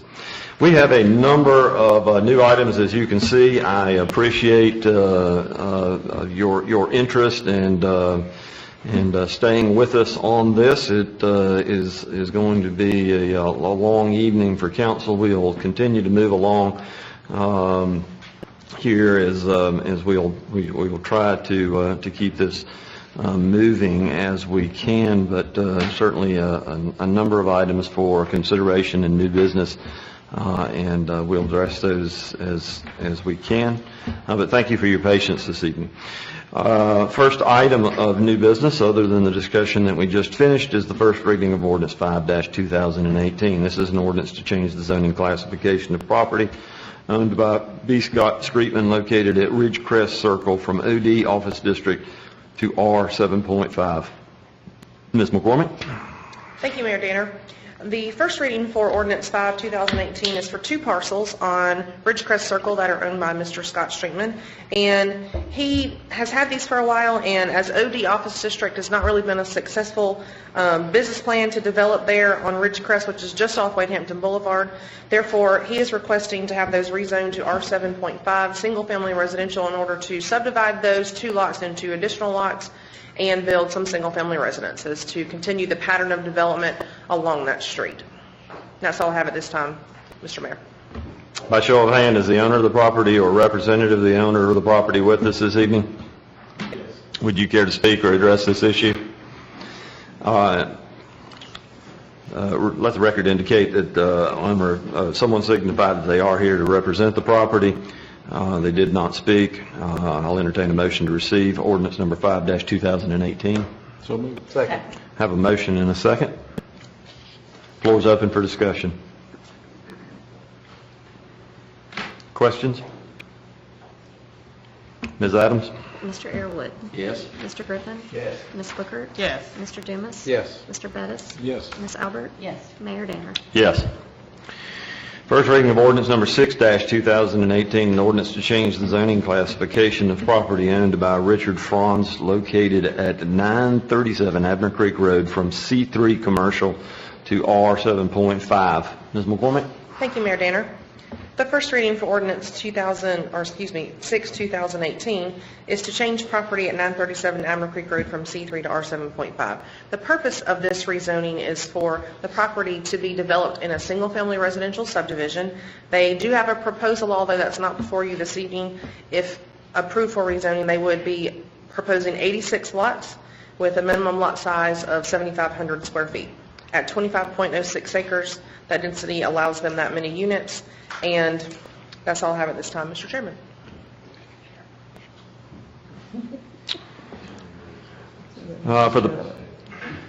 For the purpose of furthering this discussion, do I hear a motion to accept? Second. Have a motion and a second. By show of hand, is the owner of the property or representative of the owner of the property with us this evening? Would you care to address council? Sure. All night. The only thing I would like to, my name's Jamie McCutcheon. I'm with CCAD Engineering. We're representing the buyer of the property.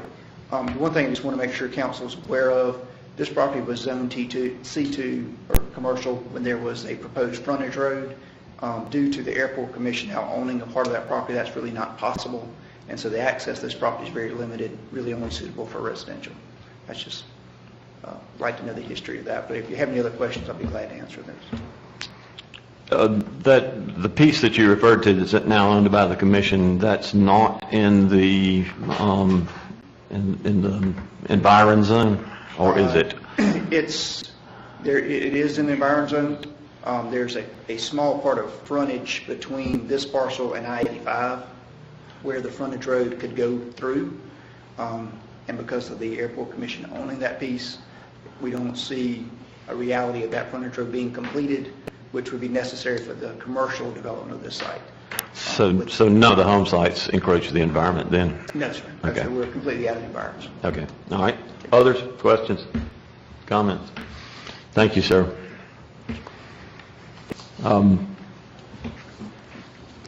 Council, there are some of us at the table that remember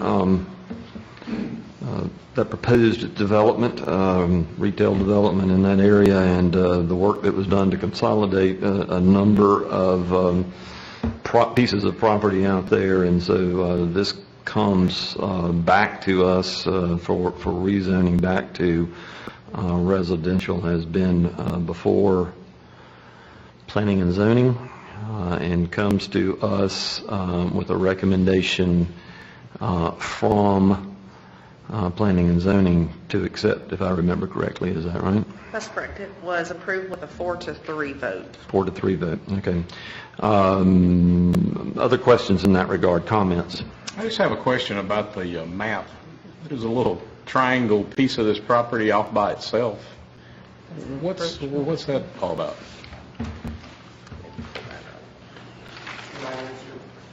That's the county road that hasn't been used in 6 years. So this will bring all that together, or what? In time, there's a process. There's an existing, it's a paper road in essence, and they would need to go to the master in equity to have that road closed before they can develop this site using that as part of their driveway, or assuming that right of way. Title search would need to be done. Their attorneys would have to make sure everything that needed to be done to close that road, if it is still considered an active road, is done properly. Is that going to be done before second reading? It would not be required to be done necessarily before second reading. They would have to do that before they submitted a development plan to the Planning Commission.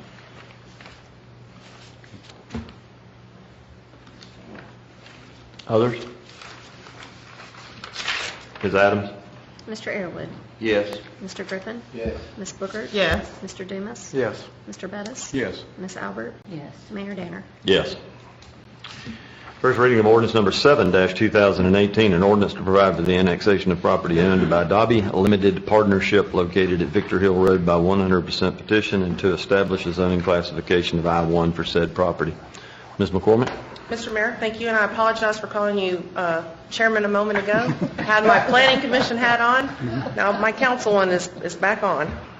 The property located at Victor Hill Road is contiguous to the city based on a strip that surrounds the BMW test track property. It's hard to see on your map if you zoom in. When we're dealing with properties that are this large in scale, it is difficult to see that strip, but that strip is there. We verified that. And they have a proposed zoning of I-1 industrial for future industrial development. And that's all I have at this time, Mr. Mayor. Thank you, ma'am.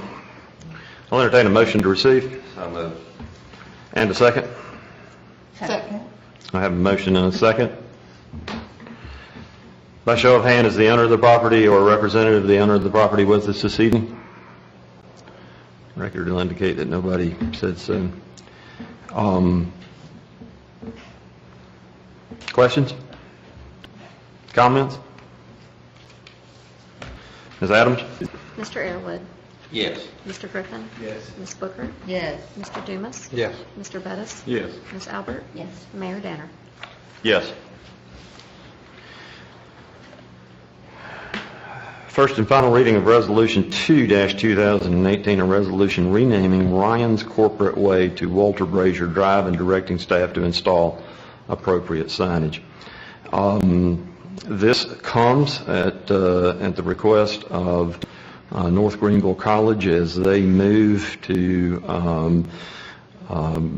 do some rebranding of the campus there, which is now located just behind the old Ryan's Restaurant. They have bought the old corporate headquarters there, and Mr.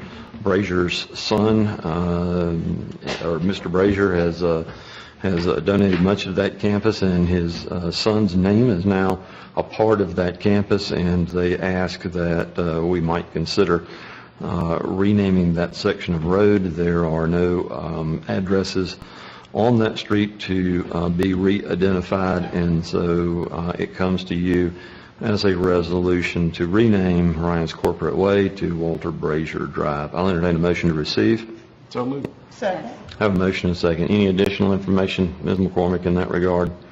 Not at this time, sir. Okay, thank you, ma'am. I know you have worked with the county in this regard. I appreciate your efforts as well, too.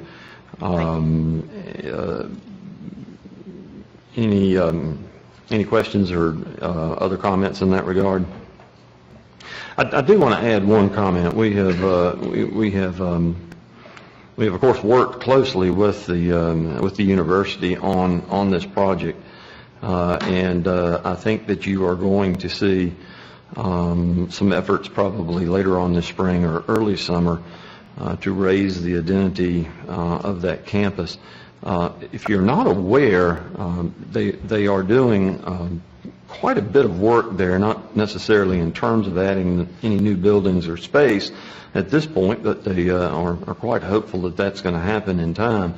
But the exciting thing that's taking place out there, in addition to the fact that they do offer their advanced degree programs there and also some off-site degrees from that facility, There is a physician's assistance program that is located there. It was approved 2 years ago. They will be taking on their third new group of students next year, and then the fourth to follow that. This is a program that is widely sought nationally. In fact, to the point that schools that offer this program get such an overwhelming response of applications for that that many schools, like the university, have joined a clearinghouse to help them wade through what this year was over 10,000 applications. They have 20 spots to fill there on an annual basis till they get fully staffed, and then hope to grow that program slightly. But this is a healthcare need that is truly needed, and these folks that they are producing there have the ability to work with our hospital systems and doctors' offices, and I think this is going to be an excellent addition to our community as they begin to graduate classes there and also begin to add other programs. They are working now with Bon Secours and are going to be expanding a nursing program that they are offering in combination with the upstate USC, and they are also looking at a physical training program, or a physical therapy program there as well too. So this has real potential, and we look forward to working with the university. Anything else that anyone would like to add to that? Ms. Adams? Mr. Airwood? Yes. Mr. Griffin? Yes. Ms. Booker? Yes. Mr. Dumas? Yes. Mr. Bettis? Yes. Ms. Albert? Yes. Mayor Danner? Yes. First and final reading of Resolution 3/2018. This is a resolution to reappoint the city attorney. Mr. Driggers, you may want to give us an update in that regard, as we know that we have wished our city attorney well from this position, and here he is recuperating nicely, and any update might be appreciated as we move forward with a reappointment. Absolutely. The matter before you is recognizing that we retain the services of both John Duggan and Daniel Hughes, members of the same firm. This resolution would allow for either or of those attorneys to be able to sign documents on behalf of the city as our city attorney. So it's a matter of housekeeping for us to be able to do that. There's been some changes over the years relative to the association of the firm, and we just thought this is a great opportunity for us to get that cleaned up a little bit, making sure that we are complying with all the rules and regulations relative to signature requirements from our city attorneys. So again, this reappoints both John and adds Daniel Hughes to that. Just as a matter of update, John is doing well, and we're very glad to hear of his speedy recovery. Things are moving forward for him, and we're glad to hear that. So in deference for his privacy, we want to just send well wishes to him and his family as he recuperates. We thank Daniel for being with us this evening. We appreciate your advice and guidance, and pulling double duty for us, and thank you for all that you do for the city. Entertain a motion to receive. So moved. Second. Have a motion and a second.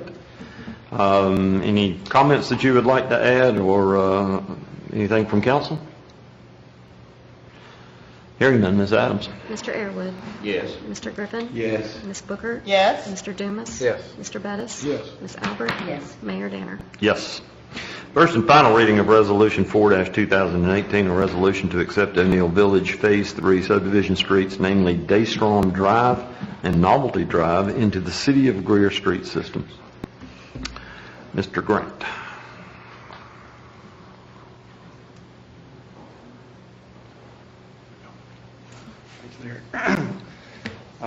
Thank you, Mayor and Council. Tonight, as the Mayor said, we're going to look at accepting these streets for O'Neill Village Phase 3. You should have an aerial photo in your packet, and also on the screen here it's outlined in red.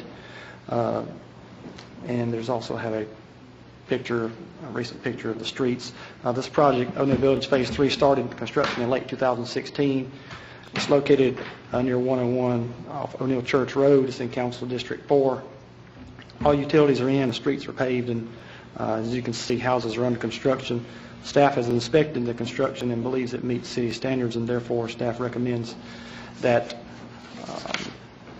Daystrom Drive from its intersection with O'Neill Church Road, a distance of 165 feet, and Novelty Drive from its intersection with Daystrom Drive to Station 5+23, a length of approximately 523 feet, be accepted into the city street system for ownership and maintenance.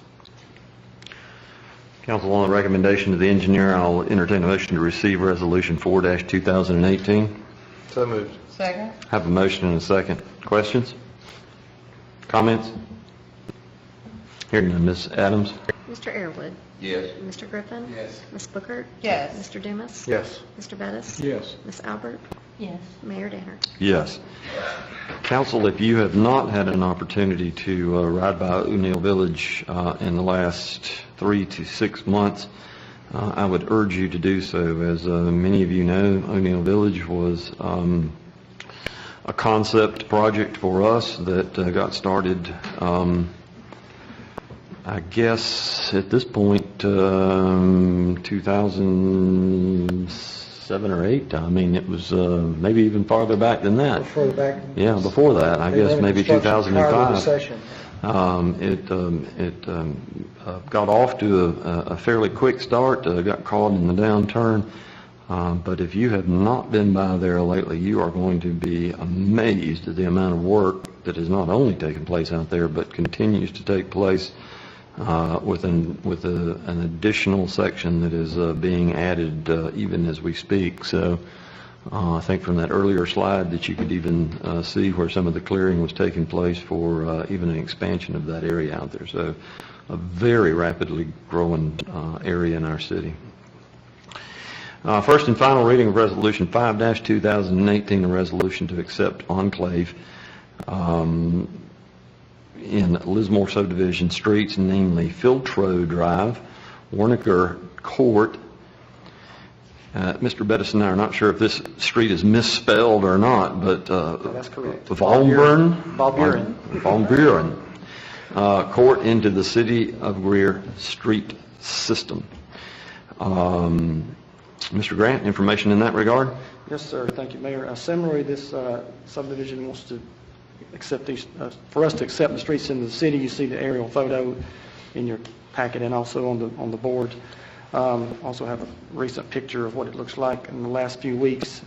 This project started construction in early 2015.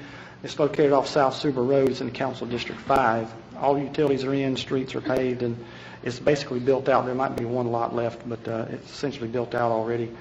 Staff has inspected the construction and believes it meets city standards, and therefore staff recommends that Filtro Drive from Tralee Lane to Warniger Court, a length of 240 feet. Warniger Court from Filtro Drive to the end, cul-de-sac, a length of 285 feet. And Van Buren Court from Filtro Drive to that cul-de-sac end, a length of 413 feet, be accepted into the city street system for ownership and maintenance. Entertain a motion to receive. So moved. Second. Have a motion and a second. Any more discussion in that regard? Questions? That Hearing. photo looks better than the other one. That street looks better condition than the other one. That was just shown on O'Neill. It's a little newer. Yeah, it does. It's a little cleaner. Lighting is a little better. Like the mayor said, we're glad that O'Neill picked back up. I'm hoping that girl looks up and represented. I'm assuming no more discussion. Ms. Adams? Mr. Airwood? Yes. Mr. Griffin? Ms. Bookert? Yes. Mr. Dumas? Yes. Mr. Bettis? Yes. Ms. Albert? Yes. Mayor Danner? Yes. Council, as you can see from the names of some of the streets that we have in the city, it can be quite perplexing to name streets now. As Ms. McCormick and I found out, we worked with the university to rename the street there, going back to the new university. Names have to be submitted, if I'm not mistaken, to the county first for approval. and they can't replicate another street. And that applies to drive or road or whatever it may be, and so lane, and it makes it quite difficult sometimes to come up with a name. So with that, we'll move to the first and final reading of Resolution 6-2018. This is a resolution certifying that 1316 West Wade Hampton Boulevard Units A, B, and C as abandoned building sites in the city of Greer, South Carolina. Mr. Deaton? Thank you, Mayor and Council. Good evening. You may recall you previously adopted a resolution similar to this. This is with respect to the Piedmont Marketplace development. The prior resolution designated the entire site as an abandoned building site. As this project has developed, that single site has developed into 3 single parcels.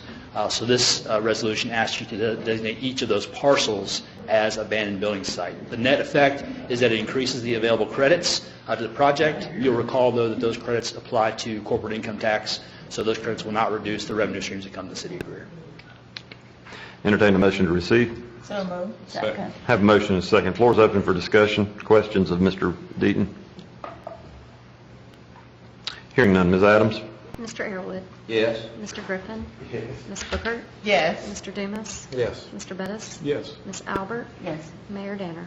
Yes. Council, we have a bid summary this evening contained in your packet. It's in regard to the downtown alley and parking lot improvement project that will be coming up. Bid results will be presented for the park paving and improvements, and approval is requested to award the bid. Mr. Grant? Thank you, Mayor and Council. As you all are aware, the upcoming streetscape project hopefully is starting later this year. That project, as you can imagine, will greatly impact the parking and access to our downtown businesses while it's under construction. So the administration and staff desires to soften that impact of the streetscape project on our businesses, and therefore proposes to improve the public parking lots and alleys that connect and support these businesses. The map that you have in your packet and also on the screen, the areas outlined in green are the public parking lots that are in the scope of work to be improved. The areas that are white, that are outlined in purple, the strips, the white strips outlined in purple, those are the alleys. We contracted with Cotransco Engineering Consultant for the design drawings, and the scope involves replacing broken curbs, full depth patching bad areas, milling and resurfacing and restriping lots and alleys, and improving lighting. That's why we got a few pictures to show you. I don't know if any of you have been back in some of these alleys or frequent these areas, but these pictures were taken today, so you can see, there's utility cuts and potholes. This particular alley here is just gravel, so it will be improved and paved.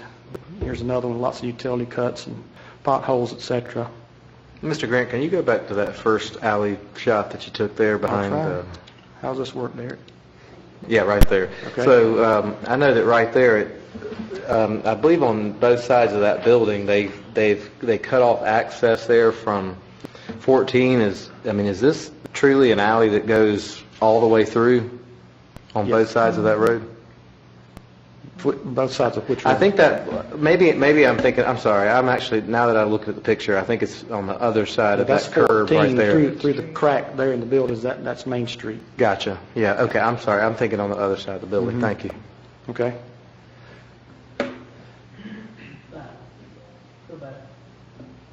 Which one was back? Left one? Are you talking about that one, Mr. Toombs? No, I was talking about the one before. Yeah, I think I was just talking about on the other side of the building there, but keep rolling. Okay. Yeah. All right. Don't sweat it. So again, this is just a picture of recent, like as of today, some alleys, and this is the parking lot across the railroad track at Depot Street. That's also included. You can see, considerable cracking and potholes in that one as well. As I said, the scope involves replacing the broken curbs, patching all the bad areas, resurfacing and restriping the lots, and improving the lighting. The cost estimate for the entire project was $447,728. We did receive 2 bids for the project, and you have copies of those bid results in your packet. Earth Materials Grading out of Anderson was the low bidder, and the staff recommends the project be awarded to Earth Materials Grading in the amount of $464,830.90. Staff also recommends a 10% contingency for a total budget of $511,313.99. And I'll entertain any questions. Try to. Council, you've heard a summary and proposal by, and recommendation from Mr. Grant. Floor is open for discussion. In that particular parking lot right there, are they going to do away with the grassy area? Yes, sir. All the grass will be eliminated and it'll be all turned into parking spaces. Others? I'll entertain a motion. So moved. And a second. Second. Any other comments, questions? Ms. Adams? Mr. Airwood, Yes. Mr. Griffin, Yes. Ms. Booker, Yes. Mr. Dumas, Yes.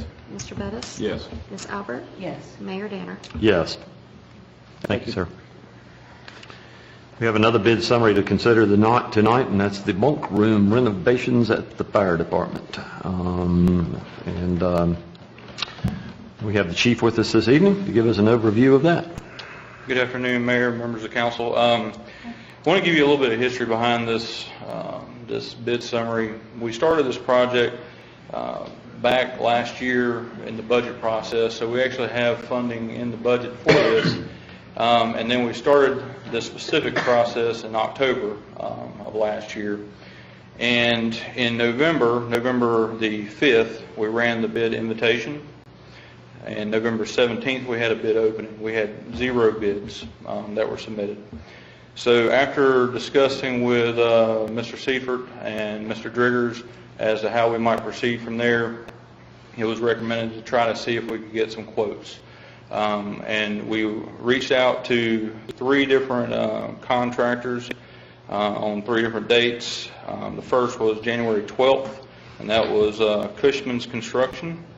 On February the 2nd, we reached out to Ben Smith of LB Commercial Property Services. And on February the 7th, Barry Long with Landmark Construction. The only bid that we received was from Cushman's. That bid was for $42,500, and that would complete the project. And this project basically allows us to segregate the bunk room area, or the bunk room of the main fire station on the 2nd floor, and to provide some additional minor upgrades. Again, this is part of a bigger project that allows us to provide some additional upgrades to that station, in addition to some lighting, LED lighting, more efficient lighting such as that. But the bid does fall within that, our budgeted dollars, but because we only got 1 bid, I wanted to bring this to you and get some direction, if you can give that. You've heard the summary from the chief and a recommendation. I'll go ahead and entertain a motion to receive. So motion. Second. And a second. Floor is open for discussion or questions. Chief, just by curiosity, I'm looking at this quote, and they put in here $1,500 for drawings. Yes, sir. And I knew there's a new code that's come out, and actually I think it caught municipalities by surprise, but basically says any commercial project has to have stamped drawings. And that is what we felt them to. Okay, so you're going to be able to get HVAC, electrical, architectural draw for $1,500. That is what was provided to us through Cushman's, and that was also, everything we've done has been in conjunction and consultation with our building code officials as well. And they've actually come out and evaluated what the overall plan was to make sure we were meeting the codes. The only other thing I see, and it may just be the way they've gotten it typed up, but they've got birch hollow core doors. You don't want hollow core doors for firemen. The thought there was because the way they're doing the petition, that not sure, we had in their budget at one time for solid core, commercial doors, the cost, and he was spraying it away. But he's also, we've got some money in there too to look at we want to do a list slab.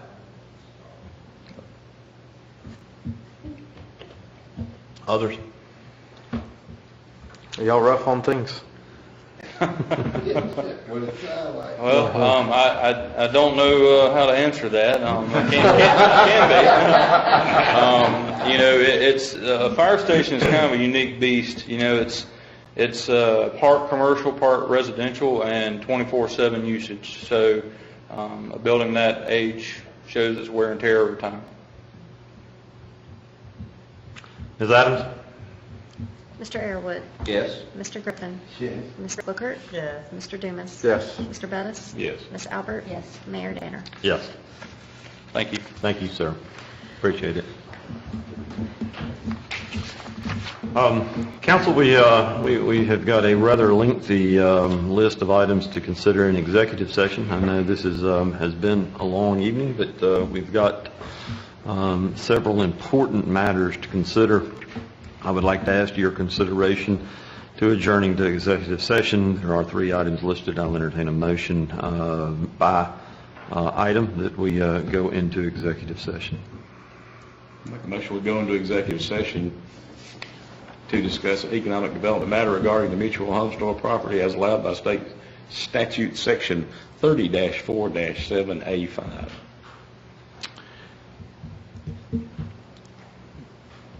You want more? Oh, I'm sorry.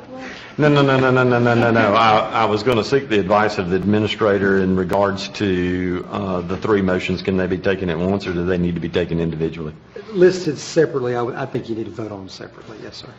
I'll entertain a motion to receive. So moved. Second. Have a motion and a second. Ms. Adams? Mr. Airwood. Yes. Mr. Griffin. Yes. Ms. Bookert. Yes. Mr. Dumas. Yes. Mr. Bettis. Yes. Ms. Albert. Yes. Mayor Danner. Yes.